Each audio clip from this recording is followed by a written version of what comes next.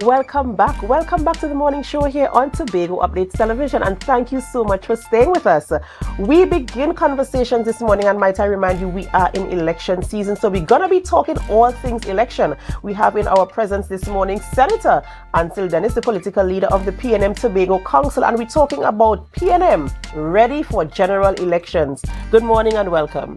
Good morning. It's always a pleasure to be on Tobago Updates, and good morning to your listeners and viewers out there as well. Right. Pleasant morning to you.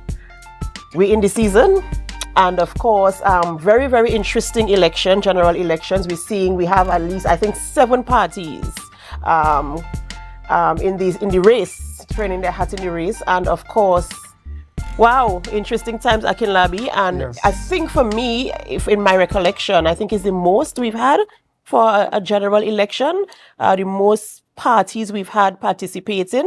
Possibly more. But I can't say for certain. Right. Possibly. Right. We are seeing some of the parties have a full slate of 41 candidates, and we're still seeing some still revealing some of their candidates as well. Well, so far the PNM is the only party with a full slate of 41 candidates. I think the Patriotic Forwards also have 41. They stated that intent, but I don't think they have 41 candidates as yet. Okay. Yeah. Well, here we go. Let me add as well that the UNC also has 41 candidates. Right. They are just blue in Tobago instead of yellow. Right. Oh, Jesus. We're live on Tobago Updates Television, the morning show here. Mr. Dennis, we're talking about the position of the PNM as we head into these general elections. Let's talk a little bit before we get into where you are now in terms of your track record, and what gives you the confidence that you can be ready to win this election and deliver to the people. Well, we are already ready. Firstly, we have the 2 best candidates in the race when it comes to Tobago East and Tobago West. We have a proud and solid track record here in Tobago to stand upon. And I think we have the best plans going forward when compared to the other political parties. Because our campaign will be about advancing to the people of Tobago that, look, PNM as a central government with a Tobago-born Prime Minister at the helm at the time, delivered to you, the people of Tobago. And I don't think I need to go into all the details. Of course, during the campaign, we will give the specifics. But I think the delivery across Tobago by the central government for the last 9 years is quite obvious for all of us to see. The second thing is that I'm hearing the leader of the TPP talking about cabinet and fine China and these sorts of things. The cabinet is the decision-making body of the government of Trinidad and Tobago. If you want to build an airport terminal building, cabinet is where the decision is made. If you want to build police stations, fire stations, marinas, any significant project coming from the government of Trinidad and Tobago, cabinet is where the decision is made. And I'm saying, therefore, that the people of Tobago are better off when our 2 MPs have a chance of being part of a cabinet to make decisions. Because I will say to all Tobagonians that the delivery that you witnessed over the last 9 years, most recently the new airport terminal building being completed, was not about anybody going to the parliament and shouting to the top of the voice and negotiating in any parliament.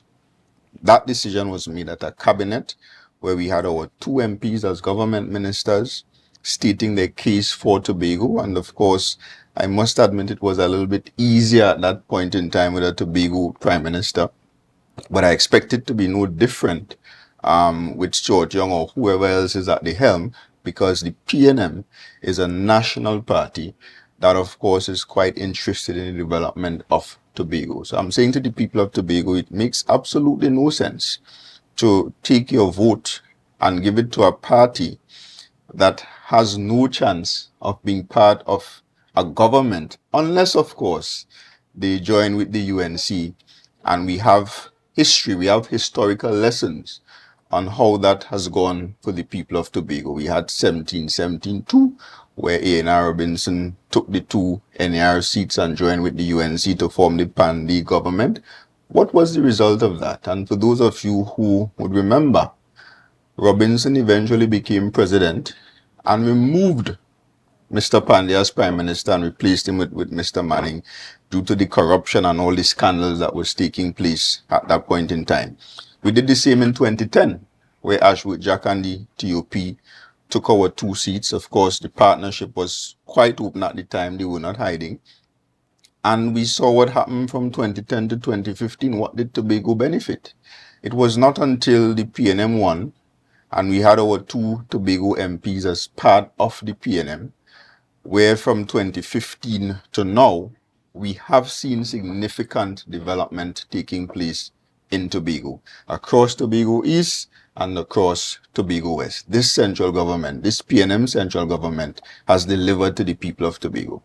Mr. Dennis, we have had your political opponents on the show for the past couple of days, and they have argued that the People's National Movement is not particularly interested in the matter of constitutional reform and the development of the Tobago autonomy. Right.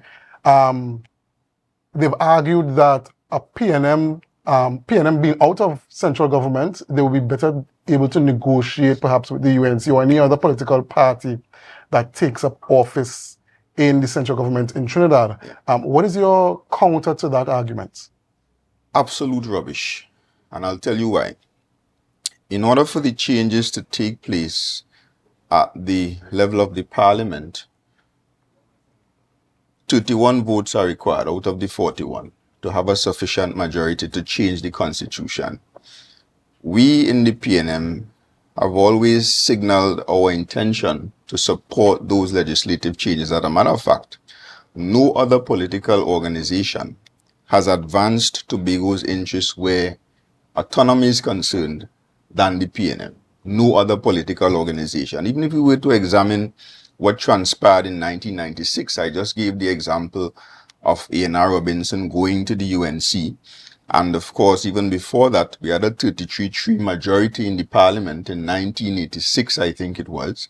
And no significant advancements were made. And there are reasons for that, for those who understand the history and who understand the political climate of this country. Then 1772, Robinson gave Pandey the 2 seats to form the government. What we got was Act 40 of 1996. And Act 40 of 1996, at the point in time, what it represented was something that was completely insufficient for the needs of the people of Tobago at that point in time. Then, of course, the PNM came into government. In 2016, the then THA, led by Orville London, sent a bill representing all the views, all the wishes, all the aspirations of the people of Tobago. That bill went to a GSC. Through negotiations, through research, through several years of hard work, we finalized 2 draft bills that went to the parliament. The PNM, with our 22 seats, our 22 votes in the parliament, were always in support of those bills. And if Ali is telling me that he could not negotiate with Kamla Prasad Bisesa because you have 22, therefore you need 9 more to make 31. Where would the 9 come from? It has to come from the other political party in the parliament, which is the UNC. And if he could not negotiate then with his friends in Trinidad to ensure that that bill was passed, or even if they were not satisfied with the bill, we could have had a situation where they go to parliament, and you know how parliament works.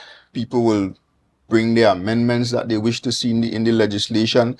People will argue for changes. You go back and look at what transpired in the parliament when that bill came back. And even before it came back, on the first occasion, go back and look at the debate. There was no interest from the UNC in supporting Tobago's position at the point in time.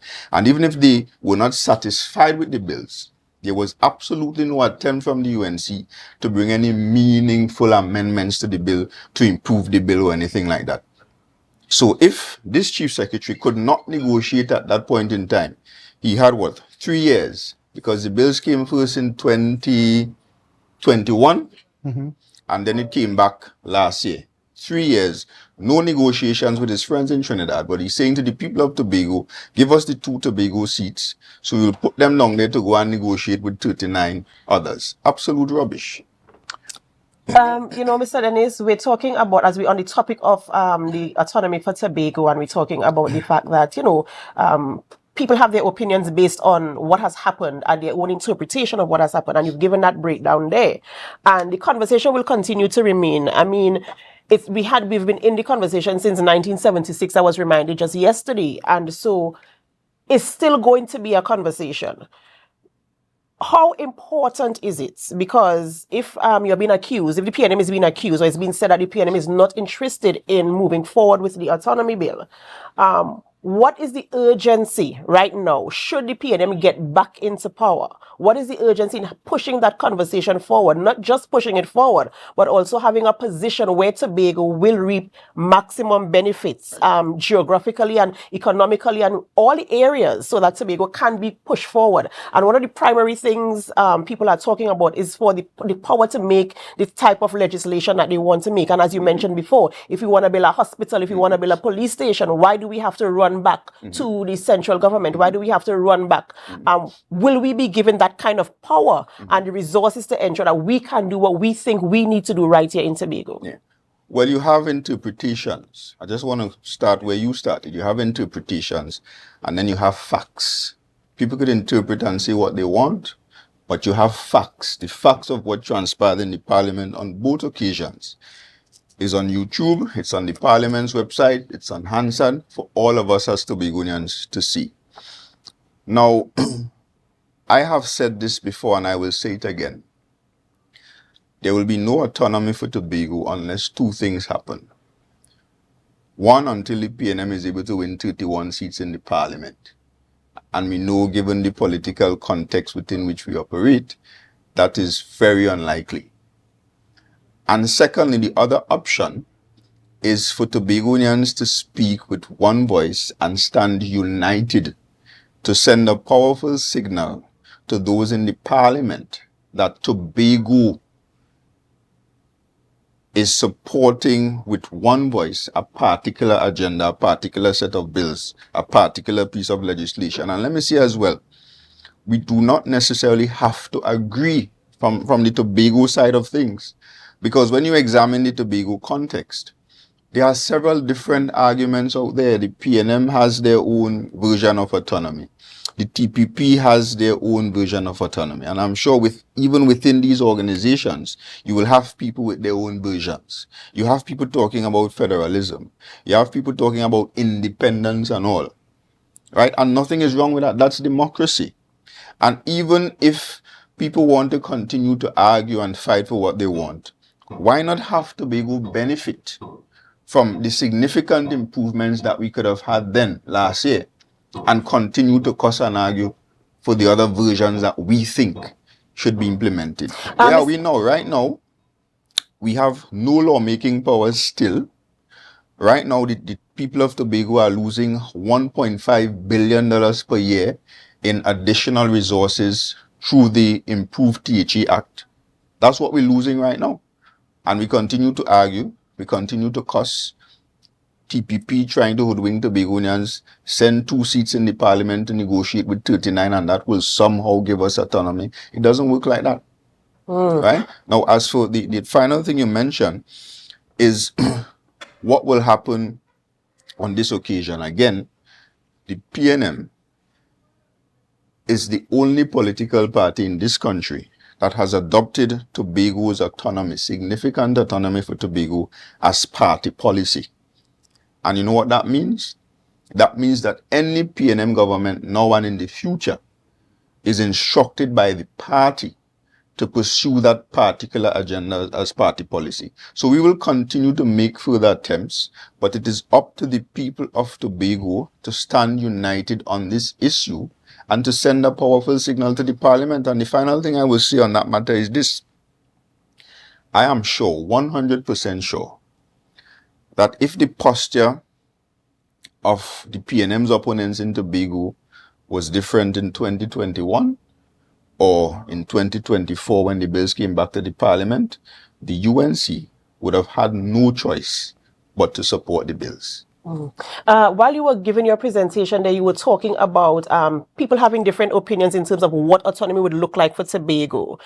Some people think of all different types of things. Do you believe one, as a politician, and two, as a layman, an average citizen of Trinidad and Tobago, that the people understand what autonomy for Tobago is and what the approach is to getting there? Do you believe there has been enough consultation and public education in terms of engaging the communities, the villages, the homes, the children in the school, everybody to understand what this is, what their voice mean, and how they can impact the autonomy bill? Now, a lot of consultations have been done. Some education has been done as well, especially by the PNM. Last year, we did an entire series of lectures or town hall meetings, if you want to call it that, to really edify and educate people on this autonomy issue. But in a situation like this, more could always be done, right? What you do will never be sufficient. You will always have pockets of people who will not understand and fully embrace this issue for a number of reasons. So I tend to operate on the side of pragmatism and practicality, and therefore it is not my expectation that all of us will get the point or rally behind a particular kind of autonomy or a particular model of autonomy. What I'm hoping for is that at least the leaders, if the leaders can agree, and it takes some maturity to say, look, this is not what I want. And by the way, I must congratulate Anthony James, because he is one of those proponents for a federalist model, a federalist approach, federalism, where you have a government of Tobago, a government of Trinidad, and of course, a federal government above those two layers. But he came to the conclusion after a while that these bills, the bills that were before the parliament, is going to give Tobago significant improvements over what we have now. And therefore he came to the conclusion that we should accept, we should support what we have now, get the additional $1.5 billion per year, get the lawmaking powers that will allow us to significantly change this place called Tobago, and then continue the fight. Right? And he was of the belief that I could continue my fight for federalism after, whether it take 10 years, 15 years down the road, because this journey, even when you examine other jurisdictions, it has always been a journey of improvements along the way. We had, before you come in, Akinlabi, we had a lot of voices saying eat little and live long, or why we should take that. I mean, that's why we ended up in that situation where So you don't incremental development is a positive connotation, but some people were saying they feel as if it was being stymied, in terms of... And that is an attempt to hoodwink the people of Tobago. And unfortunately, some Tobagonians are buying into that. And it's not even eat little and live long. That was eat a lot. It wasn't eat little at all. And okay, you refuse that, you rejected that. You don't want to eat little, as the TPP was saying, or you don't want to eat a lot, as the PNM was saying. What do we have now? What do we have now?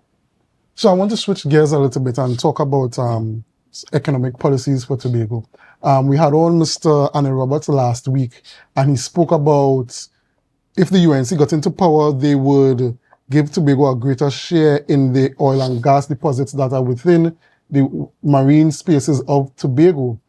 Now, what is the PNM's policy on increasing Tobago's share in oil and gas deposits in Tobago's marine space? Because we know that has been a discussion for quite some time within the Tobago space. So, talking about increased share in oil and gas deposits, that is simply politics. The law that governs Tobago's share, there is only one piece of legislation that determines Tobago's share, not in any oil and gas deposits, in the national budget. That is how it's done. So anybody coming here to talk about oil and gas deposits, talking foolishness. We in the PNM have always believed that we should change the legislation, and it ties back to the same autonomy discussion, to give Tobago, and it was proposed in the bill, 6.9% or 6.8% of the national budget, which would have resulted in an additional $1.5 billion for the people of Tobago, right? In addition to that, Dr. Rowley, when he came into office in 2015, and a lot of people may not know this, But his view was that his first term, by the time his first term ends as Prime Minister, Tobago must be transformed, especially as it relates to its tourism sector. And it was out of that belief and out of that intent that several projects were birthed. And these projects, of course, would have transformed Tobago's economy and increased our economic potential as a small island of 60,000 people.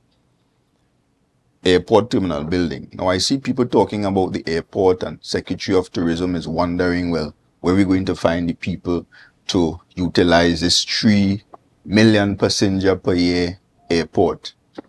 The airport was never a standalone project. It was a suite of projects designed to create jobs in Tobago, designed to have Tobago contribute more significantly to national development, designed to have Tobagonians earn foreign exchange, designed to transform the agriculture sector in Tobago.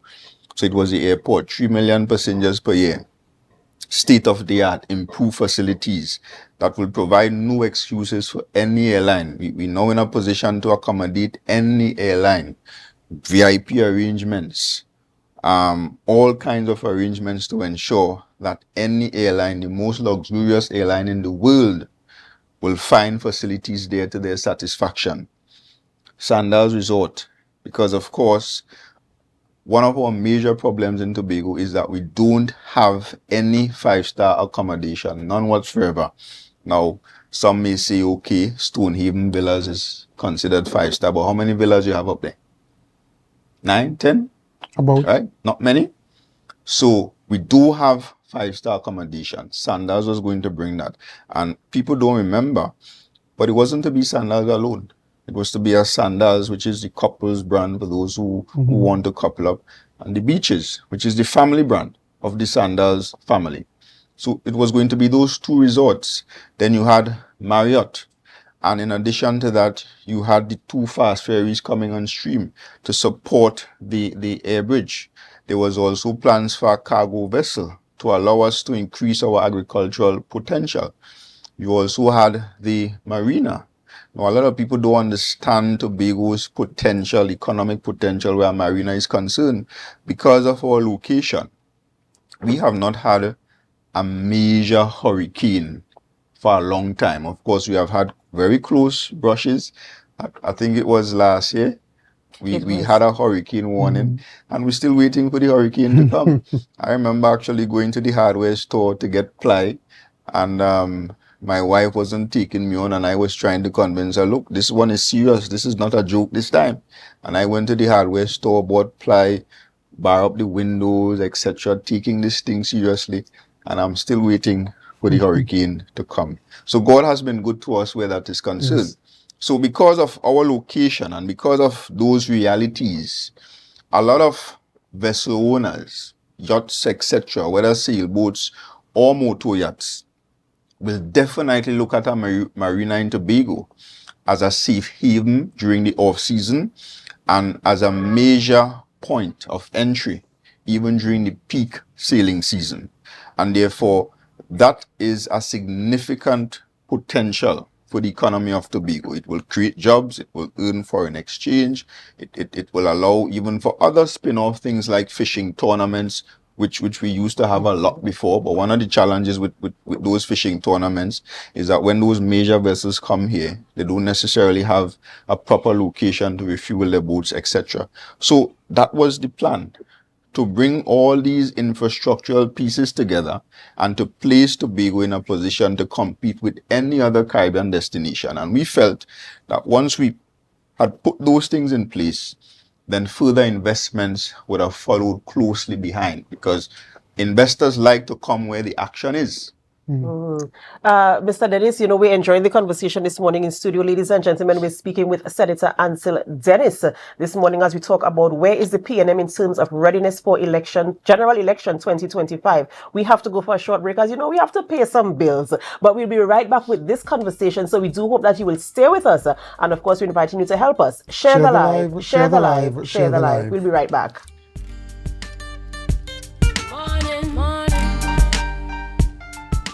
Welcome back. Welcome back to the morning show here on Tobago Updates Television, and thank you so much for staying with us. We are in election season, so we're talking all things elections. In fact, you'll be hearing us speaking to all or most of the candidates or political parties affiliated with this general election. So you have to stay tuned to get the information and the conversations. We have been speaking with the Senator Ansel Dennis as he talks about the PNM's readiness for elections 2025, the general elections 2025. And before we went to the break, Senator, we were talking about the economical projections for Tobago. And, I want to go back a little bit to autonomy. And the reason why I want to go there, I want to talk about in the autonomy bill that was presented the last time, we had the boasts about the budgetary allocation would have increased.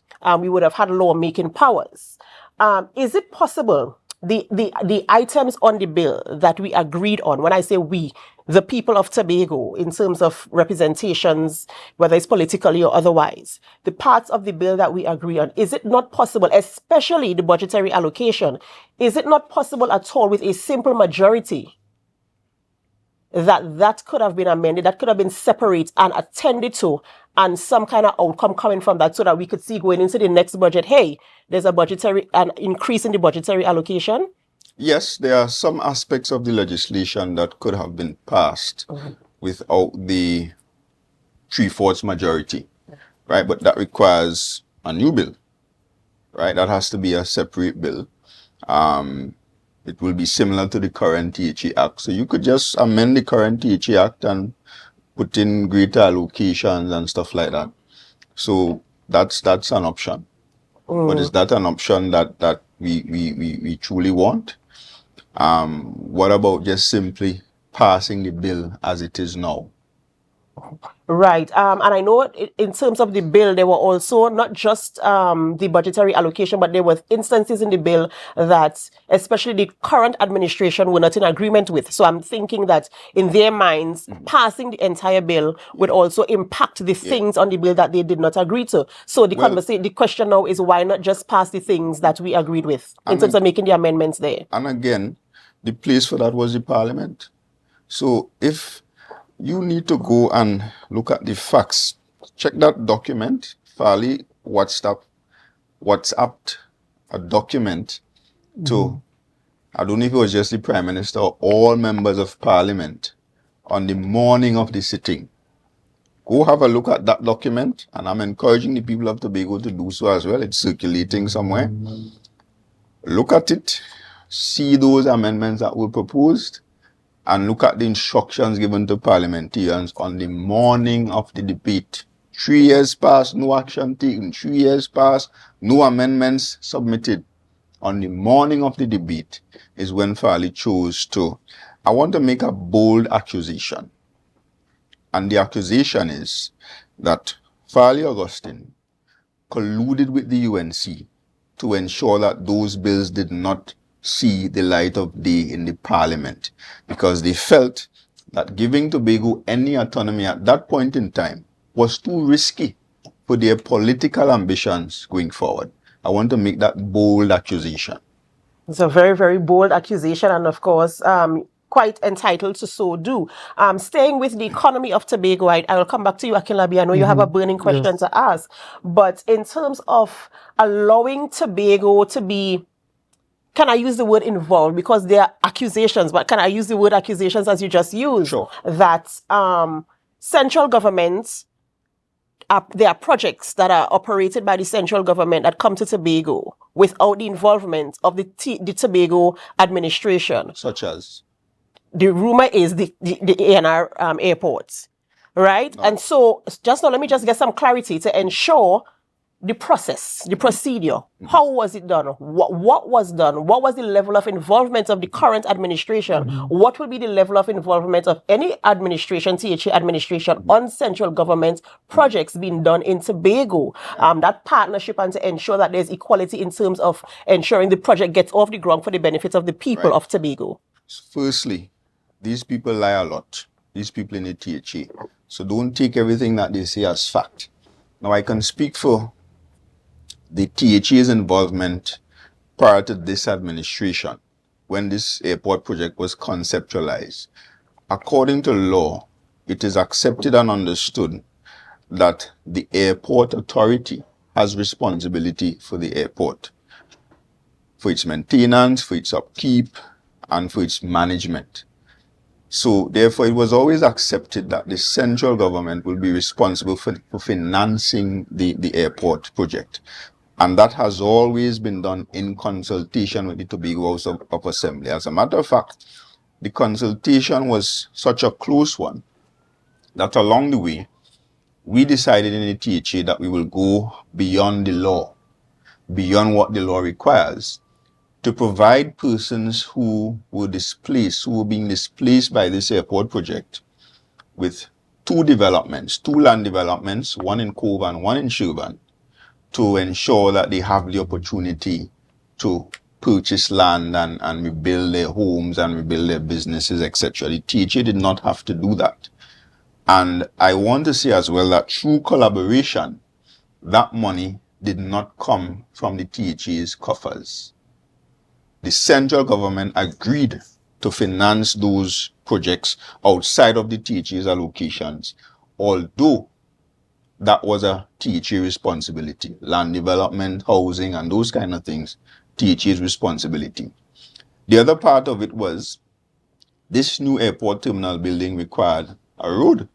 Because if the intent is to pass through that airport 3 million passengers per year, hopefully by 2040 or 2030. 2030 might be a bit soon. So let's say 2040. Then, of course, you need to have new infrastructural arrangements to be able to manage that level of access to the airport. The THA then agreed that a new road will be built for over $100 million, dual carriageway, 2 lanes on each side, and therefore people will be able to access the airport terminal building from Sherburne Road. So the plan was never to use the Tobago local road, but a separate road south of the terminal building, come all the way around through those 2 estates, Kilgwin and Friendship Estate, all the way down to 2 roundabouts at Sherburne. So if you're going to the airport, once you get to Sherburne Road, you could either head to Crown Point. People who go into Crown Point, they take the current route. And people who go into the airport could have gone straight ahead and access the airport terminal building directly. Mm-hmm. And even if you want to get to Crown Point from that route, you could still access, there was to be another roundabout somewhere in close proximity to the airport terminal building that will take you back on to the Tobago local road. Mm-hmm. We agreed that that would be done. And because this came about as a result of this new terminal building, we said to the central government, all you build it, we will keep our money to do other things. They agreed. So that was the level of collaboration. There were constant meetings between the THA and NIDCO, who had responsibility for the airport project. The THA actually had a representative on the committee with responsibility for this project. So there was always collaboration. 2 things happened when the administration changed. Firstly, the Secretary of Infrastructure and the Chief Secretary started to attack the project with bare naked lies. One of the classic lies being told, and I had to call out a reporter from this network, unfortunately, for that lie, was when they said that the airport project did not have approvals. That is a dangerous allegation to make against such a project. Because remember, that project requires international certification. You're hoping that you will get buy-in from all your international agencies, aviation authorities, airlines across the world. So to come here now and make an allegation that we in Trinidad and Tobago are so disorganized and are so poor in terms of our governance that we will build an airport, a major facility, without environmental approvals, without tongue and country planning, that was a dangerous and bold-faced allegation to make. So I had to call it out as straightforward as I possibly could have. So that was blatant lie. The second thing they did was to cancel the arrangements with the road. So the THA said, keep all your road, we building your own road, keep all your money, we will use our money to build the road. Where is the road for today? You know where the road is? Tied up in the courthouse. 3 injunctions, no environmental approvals, riddled with corruption, contractor receiving payments, $32 million in payments, and the road is not even complete. $32 million in payments. And if you drive down there now, pass the first roundabout, take the left four, go straight ahead if you're coming from Buku side, go down to the second roundabout and make the right, and you cannot drive down to the end of any road. It's a road to nowhere, right? Those two things happened. So for them to now come and talk about they not being involved, if they are not involved, it's because they choose to not be involved. And then of course now, airport opening, and some people are trying to run this fake controversy, trying to create controversy where none exists, with fake anger about the chief secretary not being able to speak on the program and so forth and so forth. After these people lied on this project, criticized the project, hired lawyers to block the project, refused to cooperate with the central government, frustrating the project, frustrating something that will benefit the people of Tobago. And the issue now is Chief Secretary didn't get to speak on the program. I think our priorities, those persons, their priorities might not be in order. Mr. Dennis, I want to go back to the issue of the economic policies and plans for Tobago from the central government. And I want us to get back on the issue of the hydrocarbons. I know you told me that the issue of the greater share in hydrocarbons, it's not supported by law as of now. But it's a really burning issue for a lot of Tobagonians. The Tobagonians want a greater share. Is it possible? 1 minute. Is it possible for the central government or two MP representatives, if they get back in office, to really champion a cause for some change in legislation that would allow Tobagonians to enjoy more of a share of the hydrocarbons, And even again, if the amendment to the THA Act isn't made? So why are we talking share in hydrocarbons when we should be talking share of the national budget? Because if it's an increased allocation we want. So talking about share in hydrocarbons, how exactly are we going to execute that? It has always been share of national budget. Now, for those who may want to push for that to change, they could argue that. Our argument has always been that we need an increase in the allocation for the people of Tobago. Whether it be 6.9%, 8%, 9%, we need an increase in the allocation for Tobago. If the arguments can be put forward in a context of the location of resources in close proximity to Tobago, no problem. But it always boils down to an increase in the share of the national budget. So to try to complicate it now about share in hydrocarbons and so forth, that is totally unnecessary. Well, I think that the persons who making that argument, the logic might be that if we get a greater share in the hydrocarbons within the marine space of Tobago, it may amount to more financial resources than a simple share in the national budget. I'm not sure. No problem. So argue that in the context of your argument of a greater share of the national budget. So you can make the argument that because X resources exist here, and by the way, let's not get carried away, because we don't know for certain how much of any particular kind of hydrocarbon exists there. Yes. Those numbers that you're seeing out there on billboards and so forth, pure speculation designed to mislead and to hoodwink the people of Tobago. Our position as well in the PNM is that there should be no such thing as Tobago having its own zone and Trinidad having its own zone. All the resources in the jurisdiction of Trinidad and Tobago belong to the people of Trinidad and Tobago. But how does that? Yes, no, again, if people in Tobago want to argue that on the basis of us bringing X amount of resources, which we don't know how much it is, but if we want to argue that on the basis of us bringing X amount of resources, we want a greater share of the national budget, no problem. And that has been a part of the argument why we proposed 9%. And in negotiations back and forth, it came down to 6.8%, which represents an additional $1.5 billion per year. So some people chose to reject that and stay with 4.03 when we could have accepted that 6.8%, $1.5 billion more per year. And guess what? Nobody not blocking him out. You could continue to cuss and argue and negotiate for more as we go along.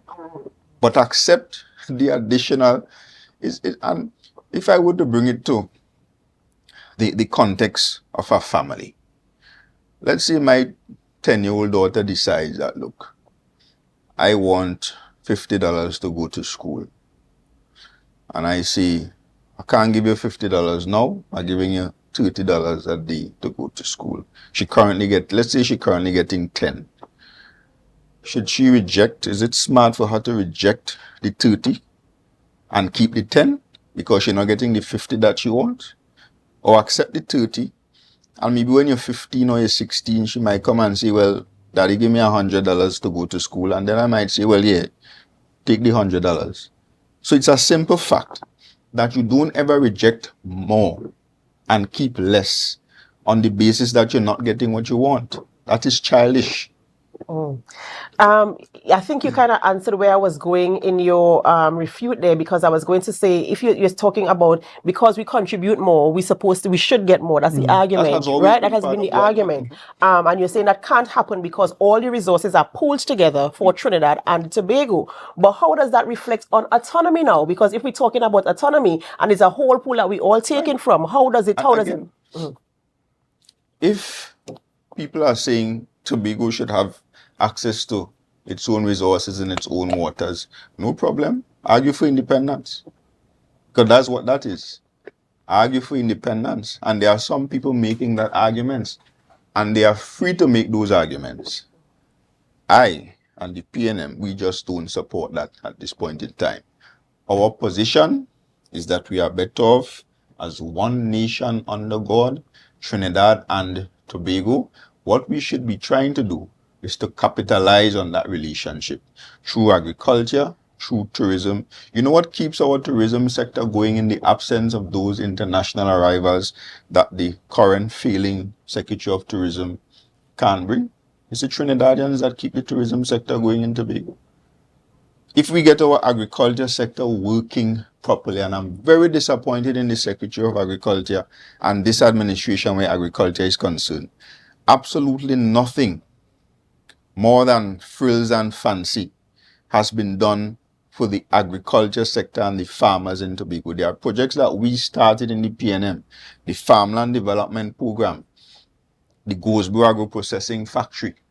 We had TADCO moving in a particular direction to ensure that that company could be a central hub to take goods from farmers in Tobago, brand them as Tobago projects, and get them first and foremost into the Trinidad market, 1.3 million people. Instead, go to Penny Savers and see where all the chicken coming from. Go and see where the eggs coming from, right? So that relationship with Trinidad provides us with an easily accessible market. Transportation is cheap. The distance is near. And if we get our tourism, our agriculture sector, our creative sector going in a particular direction, then our relationship with Trinidad could benefit Tobago and Tobago's economy significantly. And that is where our focus should be. Not on separation, not on cussing Trinidadians because it suits your politics. That is where the focus should be. Mr. Dennis, thank you so much for joining us this morning. And as so far, I think my slogan for this week will be, I wish we had more time. Because I really wish we had more time to go through more of the conversation. And I know we will have representatives again from the PNM definitely. And from all the other political parties coming to, to share their views, opinions, and of course their projections as we head into elections 2025. Thank you so much for coming this morning. Viewers, we've been speaking with Senator Ansel Dennis. Well, it's no longer Senator. The parliament has been dissolved. No, thank you for reminding me. Thank you for reminding me.